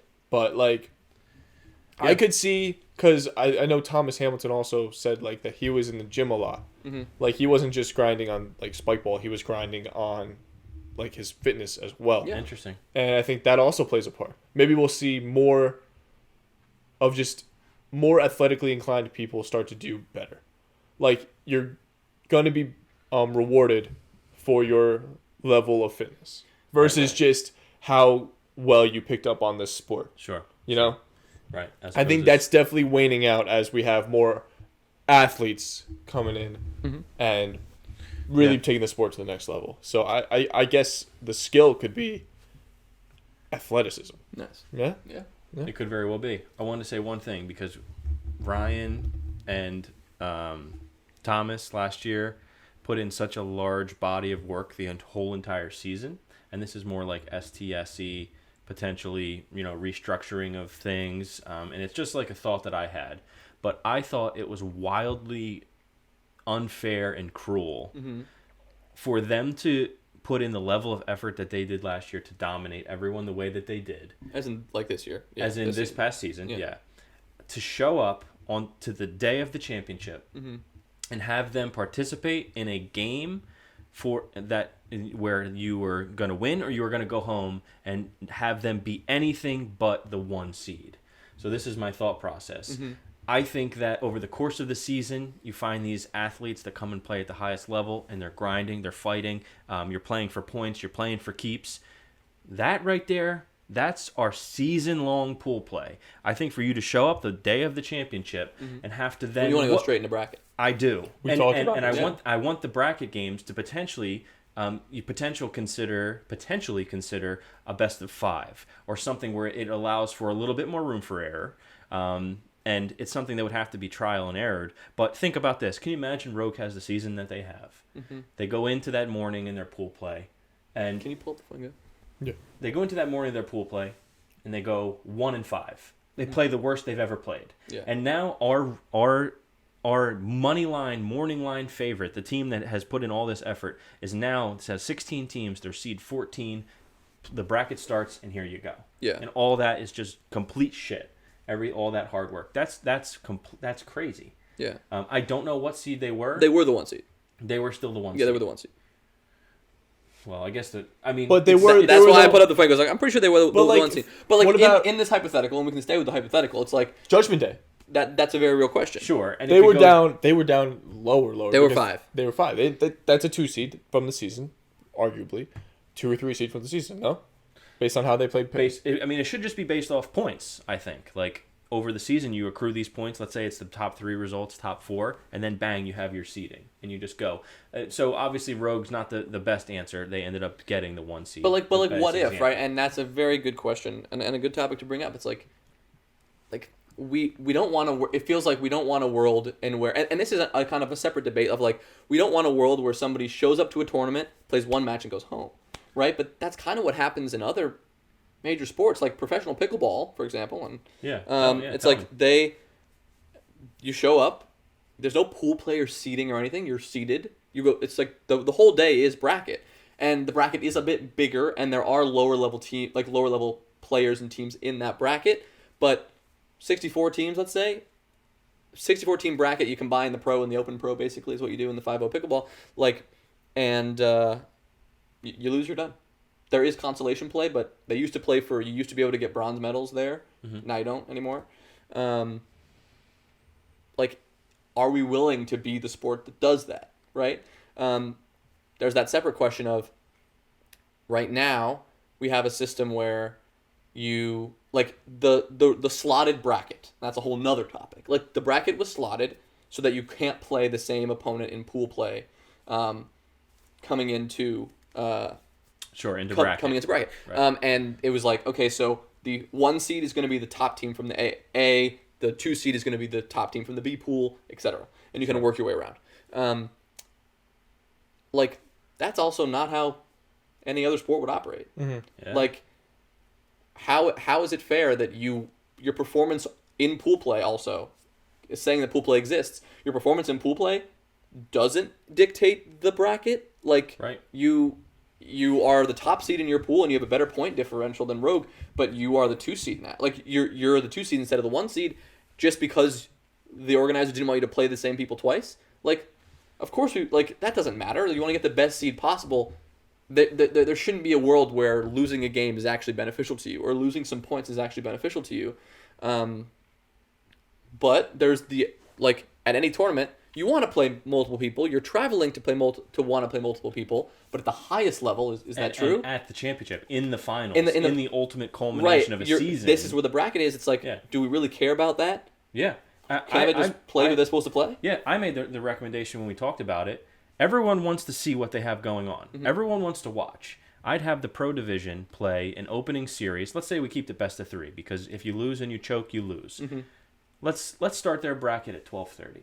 Mm-hmm. They show up that morning. They can take the time they need to get warm, to eat a good breakfast. They're going to be playing, balls to the wall the whole day. Have them start at 12:30, and then they don't stop. But they just go right into the bracket, and it's 16. Maybe next year's pro division is more. Maybe there's a couple teams with a bye. Yeah. You know what I'm saying? There's a ton of different ways to do it, but I just thought it was, and again, Rogue ended up being a bad example, but I just thought it was so silly as I looked through it, and I was just like, this isn't how the teams would be seeded. Right. If they had just played, and now they dropped 2 games here that they quote unquote shouldn't have, and now they suffer. Yeah. For a whole season's body of work, I was just like, this is weird. And if you're a top team, what's the point of going to all those seasons or all those tournaments throughout the season in the regular season, just to have it all rely on one tournament at the end of the year? Right, exactly. And versus, okay, you gotta fight for pro. But these top teams can podium at a major, then they're pretty much locked in for pro at that point. And dude, this piggybacks off of what you just said, and I thought about this too. Think about the Rogue season, and at some point in time, they almost kind of peaked, and then they went so hard, and then they played in Columbus, and then they lost to Bad Combo, and then they lost 2 in a row to Judgment Day for 3rd, 4th, and then that next tournament after Columbus was what? Did they play together again before the championship? Don't think so. I don't think so either. I think it was just Columbus Championship, right? Mm-hmm. Think about that. Think about all the work that they put in, and you know what I'm saying? Maybe that they space things out a little differently if the format's different, and they just sort of peaked, and then from there they obviously ran into the Grant Clapwick buzzsaw like everyone else did, so it's not taking anything away from them. But who knows? Who knows how the season progresses? Didn't answer the question that. Yeah, but it doesn't matter. Yeah, I mean, it's a lot of fun. I think we did all right. It also raises the question. We had an issue in the women's division this year with like point weighting challengers compared to majors. Yeah. And we had a situation where I think it was Jumbo Shrimp. Did they? Loopy Juice. Loopy Juice. Yes. Not because that's Okay, I was gonna say Lorna women's Loopy Juice. Loopy Juice. Loopy Juice made pro. Mostly because they went to a major, and even though they got last in a major, that was a lot of points compared to some teams who would place top 3 at like a challenger, right? And it's like that team got in over some others who placed higher at lesser events. And so then there's a question of how should that system work? Is that the way that it should be? Because a team that gets first the team that gets first with like 8 women's teams, probably you're getting 100 less than 8. Say there's 7, top 1 out of the 7, you're probably getting 150 points for first place. And then at a major, if you get like 9th, no matter the size of the event, because at a major it's a major, I think you get like 150, 170 points. Like you get a lot of points. Oh wow! Right, like and those numbers aren't exact. Sure. The 150 might be, but the major number isn't. But the point is, there is a significant weight advantage to going to a major. Right. And that is, I think, important because you want to drive registration at the majors and you want to encourage people to come to the majors. That's where the points are doled out. Yeah. At a major, you should come to the majors. Yep. But it's also like, all right, is that fair?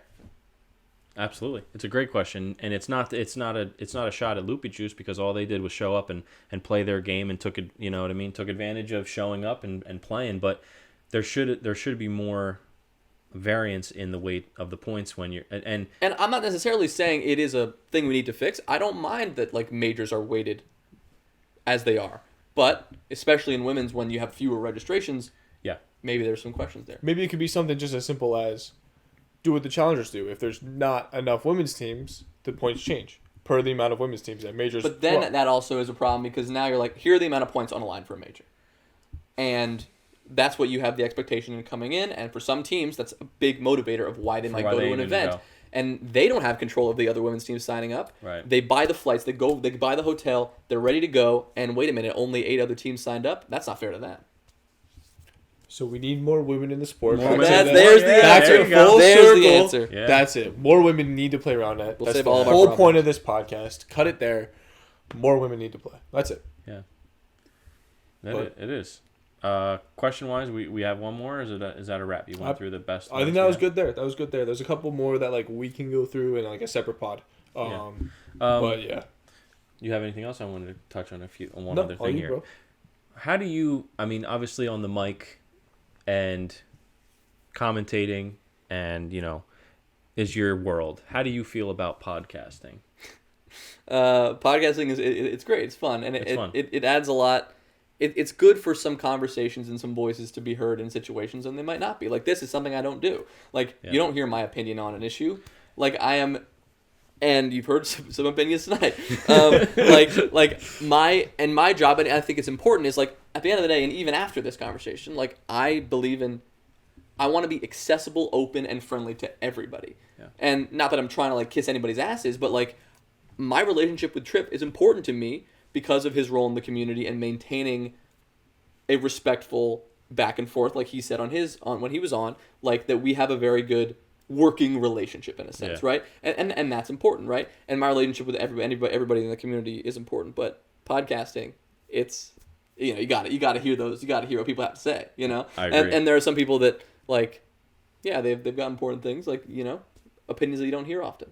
My toughest part about listening to RoundNet podcast, and I told Matt this earlier, I used to listen to that RoundNet podcast quite a bit.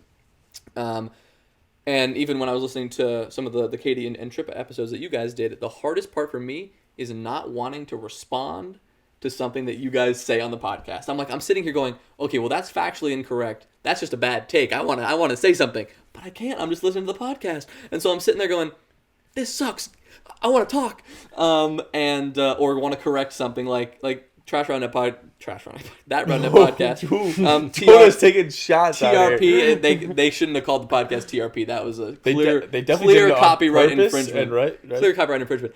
But like maybe Scott will say something about like the tour series and get something wrong, and I'm just like, well, no, that's not how that works. But I can't say something, so I'm just like, all right, for my own mental sanity, I need to not listen to this. Yeah. So that's kind of where I'm at right now. Okay. So the reason I ask is, you know, you are pretty close, and I mean, Matt and I haven't even really talked about this. It just kind of hit me on the way here. And if you are going to be super involved, I kind of would like to maybe get you on more regularly. Yeah, and even if it was something where, you know, we can't, you know, make it happen here, there, or everywhere, but he and I want to be more regular with episodes. And we've been fighting to do that, but it's hard because we live so far. Yeah. We may do a few virtual here and there, like even maybe like once a month you came on with us and we talked, and even if it was just about, you know, the little things going on. But I think that you are doing a really nice job right now, and people are drawn to you. Thank you. Yeah, seriously. So I think that A, you would obviously be a help to us, but B, I think that the conversation we'd have be valuable because we get to peel back the curtain and you see a little bit more of the Peel back the lemon. Peel back the lemon. Very feel. nice. It would also, you know, it's always good to to like, you know, absolutely like kind of organizing it into like we're talking about this specifically only, because I mean this has been all over the place and we've kind of scratched the surface on about 100 different issues or things we wanted to talk about. But like, yeah, I mean, I'm sure we could absolutely, and not necessarily talking about me or the tour series or this, but just like, you know, if we wanted to get into other things, like I think that could be fun. That could be seriously fun. Like we sit down, I mean, even to avoid the travel issue, we just sit down for a day, like a full day of recording, and we just, you know, break it up, but we have a bunch of different episodes, and I don't know, Different the topics. people don't necessarily need to hear I think our this is- logistics conversation. But This is where it could come in with the fact that where you said where you want your voice to be heard when you're listening to these podcasts. So what if we were to do this? All right, we have like these guys will tell us what they want to hear about, and we can do an episode solely on one topic that by the listeners, what the listeners want to listen to, with us, with Jonah.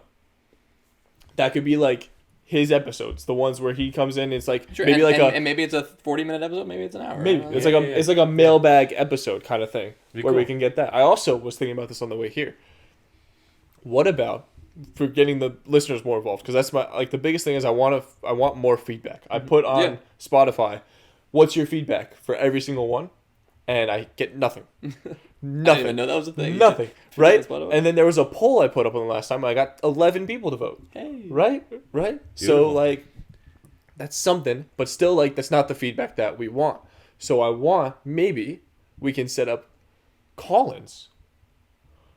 Post on the story, hey, call this number if you want to have a call in and have a voice heard on the podcast while we're recording. They're kind of cool. So, And I think because if I we know- went speakerphone just right here. I think Exactly. Literally. And even we could do it through like Google Meet or whatever, where it's not even like one of our cell phones, and we can make it work well. I think that would be super It would cool. be cool. Yeah. But again, A lot of things to think about, but I think That's the next I think it'd be innovation in fun. Roundnet. That's it. On the bottom right here. That would be awesome. Well, I mean, but like there are like 100 like just topics off the top of my head that like need to be discussed. Like USAR, the role in the community they currently serve, they should be serving, and how they're doing, right? And the importance of the community in supporting that effort, right? That's one, right? You've got the Spikeball Tour series and like the format, and we can get into the weeds on all these different ideas about, you know, should we like, and this is a Kieran Rose idea that he brought to me, like having wild card pro division spots that play out on the Friday on the championship, like, instead of having it top 16, you have it top 18, and from 14 to 18, those teams are playing out for 2 spots.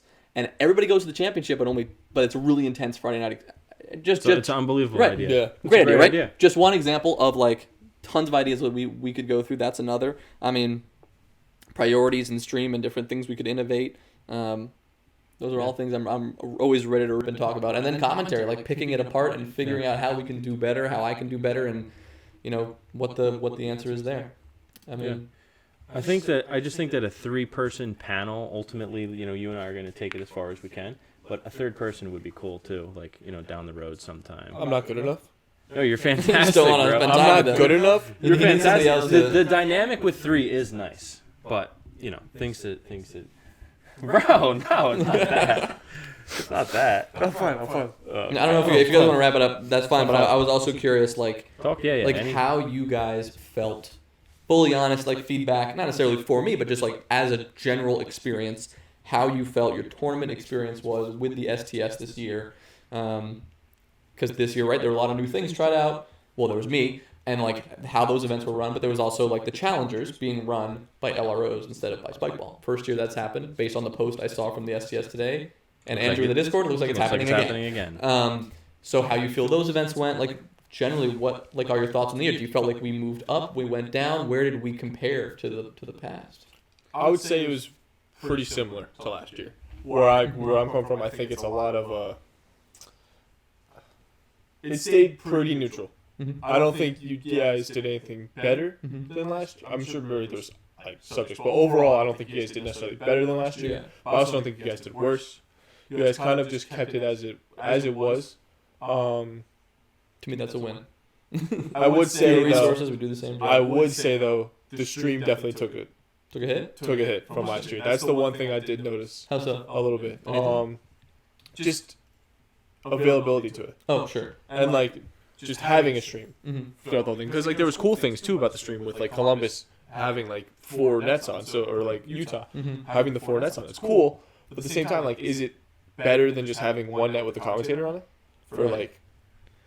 Do you remember 6? last year when we started the stream?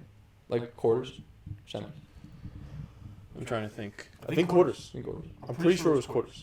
Yeah. So I'd be guessing. this year we did exclusively like actual coverage commentated of semis and finals. Yeah. And that's 95% because I'm like Busy. I cannot stop running the tournament to commentate Yeah, for 2.5 hours. for that, Yeah, right. yeah. Like I'm already like semis and finals, that's already upwards of 2.5. I guess it could be that, yeah. 2.5 hours for just two games, right? Columbus especially was ridiculous. They refused. Nobody wanted to win the game. They wanted to go to extras and keep us there Everyone forever. wanted Me and that. Matt Burrows not happy, but yeah, doing another round of that, right? It's just a non-starter the way it was this year, Yeah. right? With me doing both, and it's like I want to keep commentating. Like that's kind of how I got into the sport. You know, you guys say like voice of round net, and I think it's amazing to always hear that and hear That's people cool. say that. And like I want to keep making that happen. But like if I'm the tournament director, realistically, the way it was this year, like that was the hardest part of my day, and the most exhausting part was after all of this work to then hop on the mic and just Yeah. coast. And it's like why? Like I would rather just bring on 2 other people who can do it just fine, right? Sure. And Two it's people like that are excited about it. right? Someone like Josh Giordanato over here who would happily do it, right? And it's like, is that what the people want? Are the people okay with that, right? Is that Yeah, what it's a we good want as question. an organization? Like, I don't know, right? And so that's another thing. But what feedback from you overall? Feedback from me? The majors were so chaotic and in a kind of a good, bad, they were just chaotic. Yeah. And because the 2 majors or the 2 that I commentated in, I tried to like connect with you at some point in time. I just saw like how crazy things were with you, bro, that I kind of just felt bad for you a few times. I really did. Yeah. I really did. Like I tried a couple times like go around and like pick up chairs or do like little bullshit things, Appreciate but it's you. just like doesn't make the big deal at the end of the day. I don't know, probably not, but Yeah. try and help. But so like I have less feedback for the majors because I just felt like you were overburdened. But the challengers, I really, really enjoyed getting each person's kind of little touch on a tournament. their own little creative ways. Even the way they go about announcements, the way they go about consistency and smoothness of like pool play, and how much time they even allot for lunch, making consistent announcements. So I felt like it was a good move because there was more attention to detail in the challengers. There's always going to be attention in the majors because they're so big. But the challengers last year I felt like got kind of like smoothed over a little bit. And this year, I have to give props specifically to Ben Dantowitz because I played in both of his tournaments. Yep. And although he was super annoying when the rain came down, I know he's going by the bylaws, and sometimes you just want to wring his neck. No offense, Ben. But he did an unbelievable job. He did an Yeah, he's like, unbelievable that's you're done, ejected. Out. Yeah. Never see him Most again. people. No, I mean, you know what I'm saying? Like, he's just matter of fact. He's going to give it to you. But I'll tell you what, he will not cut any corners. And after the fact, he's going to email you at least 4 times in a survey how things went. Want your feedback, good, bad, and in between. So I liked the direction they went with the challengers. I think it's partially... Were those the only 2 you went to? The challengers? No. I went to, I think, 5 or 6. Nice. So those were just 2 of the ones that were like a little bit closer to home, and I was just like, dude, this is really nice. The one in Florida was run really well too. It just feels like so long ago now. Yeah. And it was the only tournament that they had us play on grass as opposed to turf, which I really like the grass experience more so than the turf. Really? I think the turf's less forgiving when you're diving around and stuff. I feel like it hurts more the next day. Oh, so you're a baby. I'm 32. The turf's consistent. You're going to roll your ankle Do on people a know ditch. that? Do people know that he's 32? I feel like that's not discussed enough. Yeah, I don't think so. I don't know. People usually guess that I'm like 28, 29. You said But- 28. Yeah, That's what I he's said. 28, 29. But yeah, Buddy, I think he's 32 as well. So, but yeah, bro. When you're 32, you'll have kids. You'll be fishing somewhere on a boat. I can promise you won't be playing competitive around it. Wow. Gentlemen's bet. Sounds good. I better be playing at 32. Something. I better be playing something. I better be active. I gotta be active. Be in a men's softball league. I did that already, actually. It's very fun. And it was really fun. But it was like, maybe just because I was in school still, it wasn't necessarily for me. Yeah. The men's softball. But I liked it. It was fun. I think maybe when I get a little older and less athletic, that might be the way to go. But not till I'm 40 for men's softball. 40's good. So, feedback-wise. What about the 2-game pool play? That was a big change. That was so weird. Ooh, good question. So weird. I don't know if I liked it or not. I don't know. I liked it. I liked it. I mean, I I don't know. liked the more That's reps. they just were like, here's the format. I was like, okay, we'll Because see what happens. Like I liked it playing wise, but then I also feel like when we split, it's like we shouldn't have split. I need to get my win on them. Like I need to get I deserve a win on them. I don't deserve a split with them. You should have 2-0'd them then. And then what's it called? Like I tried it in an NJ tournament. I tried the little one. I tried 2-game pool play to see how it works. Mm-hmm. And then The seating is complicated if you don't know what you're getting into. they hated it. Yeah. All the players hated the 2-game pool play because it took forever and it was like a local tournament, smaller. Did you go from 1 to 2, or 3 to 2? Like best of 3s to 2 games? Just the pool play part, not even the seating part. Right. But like for STS, they went. Lasted last year. All the majors were best of 3s. Yeah. In pool play. We went from 1 game of Right? pool play For the to majors, it was just best of 3s. to 2 Best games of of pool threes. play. Okay. I tried it in one tournament. We just did But you 2 went from games the of 1 pool to play. 2. Yeah. One We to did normal 1 to game to 2, Right. and then they hated it. But they were all It was really lower hot that level, and it was really hot. And also, it you're going was- from 1 to 2 instead of exactly. 2 to 2. Yeah. But like they didn't take to it too well. I think And I liked it for yeah. some reason and didn't like it for Something some I'm reasons. curious about is, do you feel that it's worth playing 2 games, like best of 3s? If you want to get a major in one day, you can't do best of 3s. That it's like a non-starter if 1 day is the move. And I feel like this year we've proved that 1 day is the move. It is. Is it worth playing 2 games compared to just playing 1? At the premier level, I think 2 games is good. I really do. I think it allows the better team to usually win as opposed to maybe getting sniped in a single game. I'm just trying to think like from a competitive standpoint. Like giving I them would that always option want to 2 split. games. Right. Yeah, I would always Well, want because 2. here's a conversation that because one thing that sucks about 32 team brackets, especially with the size of the registrations in Premier we had this year, Yeah. you got to win your pool.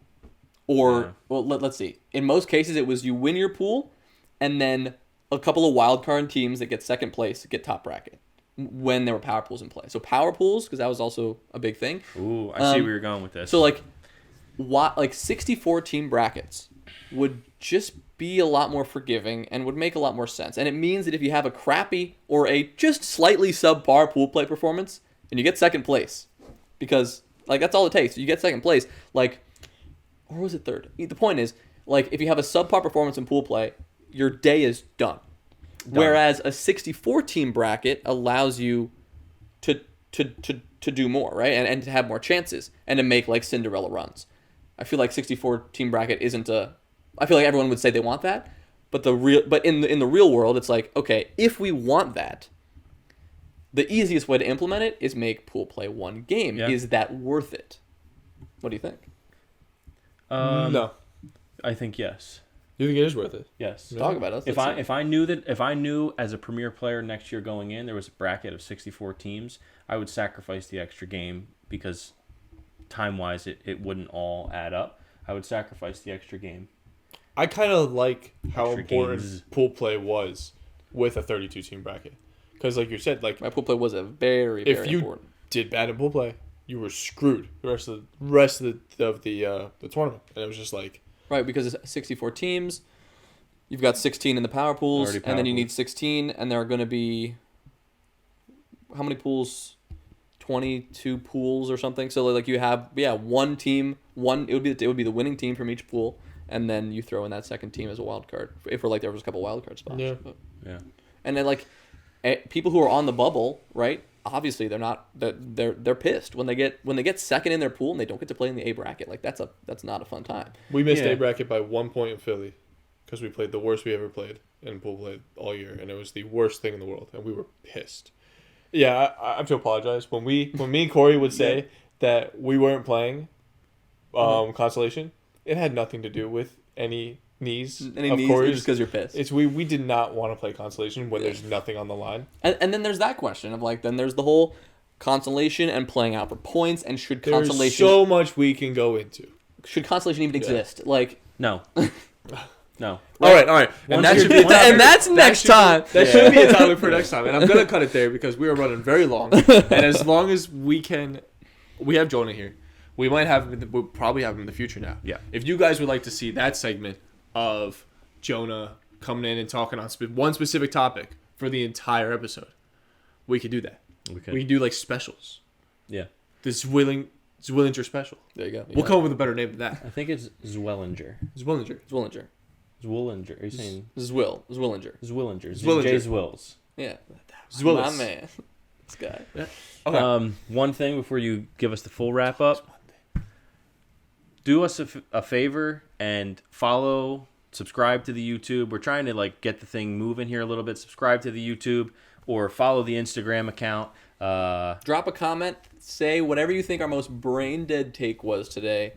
Just drop it in the comments. Because like, if I was listening to this, there'd definitely be some things I want to say. Just say them. Just say them in the comments. You know. Yes. Maybe create a burner account and say it anonymously if you're a little bit concerned about your name getting out. I mean, I don't know. Yeah. Maybe say what you want to say. Maybe name yourself Pip Tierson. Ooh, that's fun name. I would have no idea who that is. Never. But follow us. Follow Spiked Lemonade Pod on Instagram. Follow us, Spiked Lemonade Podcast on YouTube. Follow my guy JD or Josh Tito Roundnet on Instagram.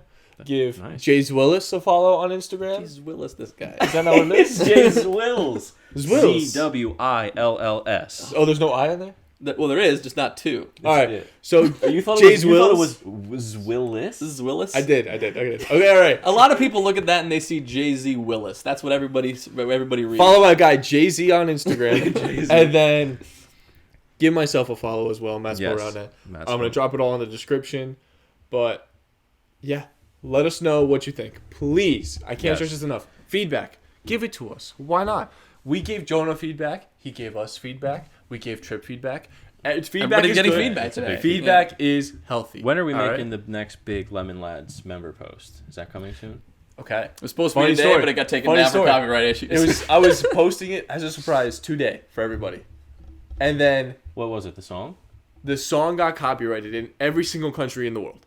Okay. So I'm going to have to talk to and then figure out and then hopefully tomorrow. Okay. So hopefully it goes it'll be up when this pod goes up. So check out Lemon Lads Roundnet. for a brand new member post. You're not going to want to miss it. Yeah, it's a big one. Very big one. What's Lemon Lads Roundup? I'm just kidding. He asked me that earlier. I did. I had to figure it out. I was Lemon learning. Lads. What are the Lemon Lads? I've seen the jerseys. I just didn't know what it meant. Yes, the Like- backstory. Yeah, so a lot of big things coming. We'll get you some episodes here in the near future with some of the things happening with us. Some cool sponsorship stuff coming, jerseys, teams, everything alike. We have our end-of-year episode coming soon where we're going to go through and highlight some end-of-year awards like Maddie and I did last year. I think that rounds it up. Thanks for having me Jonah, on, guys. thanks for coming on, bro. I been a appreciate lot it. of Thanks fun. for making the trek. Well, this has been the Spike Lemonade Podcast, episode 16.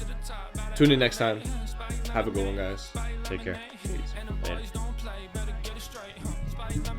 Good show. Great show. Good talks. Good show. My hands are cold. Did you see me the whole time? My leg.